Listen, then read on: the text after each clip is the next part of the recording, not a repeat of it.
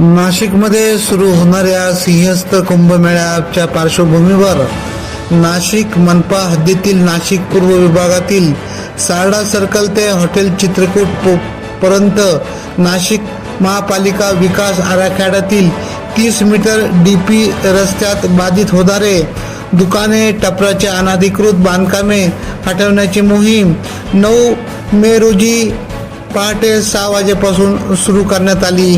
सदर अतिक्रमण मोहिमेत अंदाजे 40 ते 50 टपरे दुकाने हटविण्यात आले असून मोहीम राबविताना कायदा व सुव्यवस्थेचा प्रश्न निर्माण होऊ नये म्हणून अतिरिक्त पोलीस बंदोबस्त घेण्यात आला होता. माननीय आयुक्त सो मनीषा खत्री यांच्या आदेशानुसार उपायुक्त अतिक्रमण सुवर्णा दखने, विभागीय अधिकारी नाशिक पूर्व हेमंत झुटे, विभागीय अधिकारी नाशिक पश्चिम चंदन घुगे, एकूण 6 विभागीय कार्यालयातील अतिक्रमण पथके, त्याचप्रमाणे 6 ट्रक, 5 JCB ट्रॅक्टर यांचा वापर करून सदरची मोहीम राबविण्यात येऊन अतिक्रमण हटविण्यात आले. AKP न्यूज साठी ब्युरो चीफ अनवर खान पठाण, नाशिक.